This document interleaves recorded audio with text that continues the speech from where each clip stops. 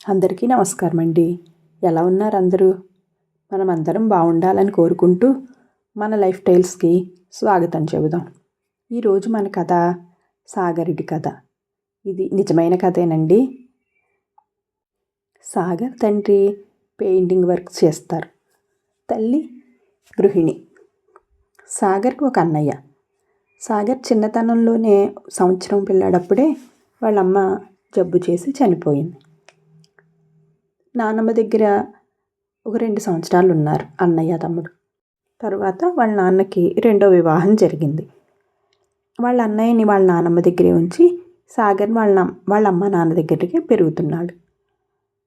సవితి తల్లి చిన్నప్పటి నుంచి కొంచెం ఆరళ్ళతోనే పెంచింది.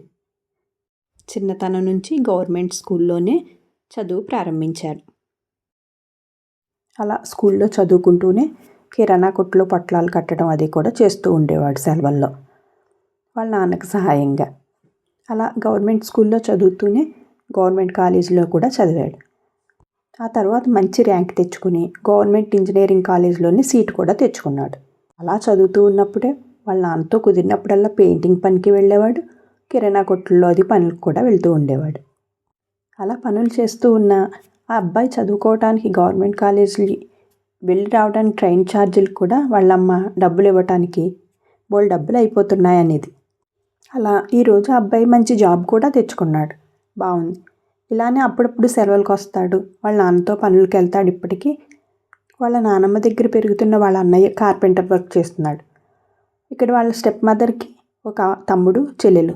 వాళ్ళిద్దరినీ మా స్కూల్ చాలా గొప్పది అని చెప్పుకోబడే స్కూల్లో చదివిస్తున్నాడు. ఈరోజు వాళ్ళ అమ్మ చెప్తుంది, మా సాగర్ ఇలా చేస్తున్నాడండి, అలా చేస్తున్నాడండి. మంచిదే కదండి. అయితే ఇందులో ఏముంది పెద్దగా చెప్పుకోవటానికి? ఇలా మాకు తెలిసిన వాళ్ళు చాలామంది ఉన్నారు అని అనుకుంటారేమో. ఉంటున్నారు కానీ తగ్గిపోతున్నారండి. పక్కదారులు పక్కచూపులు ఎక్కువైపోతున్నాయి. ఇలాంటి వాళ్ళని అభినందించాలి మనం.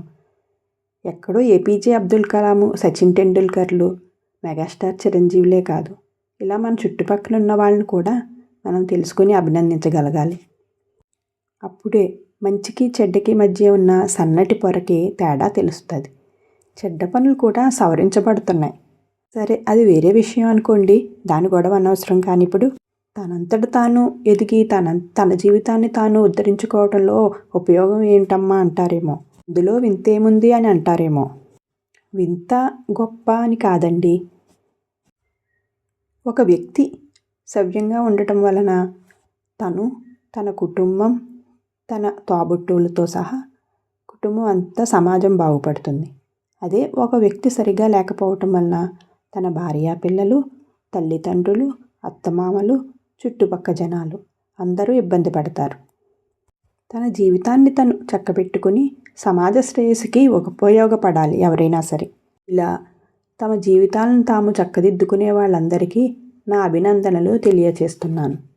ఇంతకంటే గొప్పగా జీవితాలను చక్కబెట్టుకున్న వాళ్ళు చాలామంది ఉన్నారండి. వాళ్ళందరికీ కూడా అభినందనలు. ఇంకా అభివృద్ధిలోకి రావాలని కోరుకుందాం. ఏదో నాకు తెలిసిన చిన్న జీవిత కథని మీకు తెలియచేశాను. నచ్చిన వాళ్ళు లైక్ చేయండి. మీ సలహాలు సూచనలు నాకు కామెంట్ చేయండి. మన ఛానల్లో ఇంకా చాలా కథలున్నాయి, వెళ్ళి చూడండి. మీరు కూడా మీ జీవిత కథలను ఏదైనా మాకు చెప్పాలనుకుంటే కామెంట్ రూపంలో తెలియచేయండి. ఎవరి వివరాలు కానీ పేర్లు కానీ బయటకు చెప్పబడవు.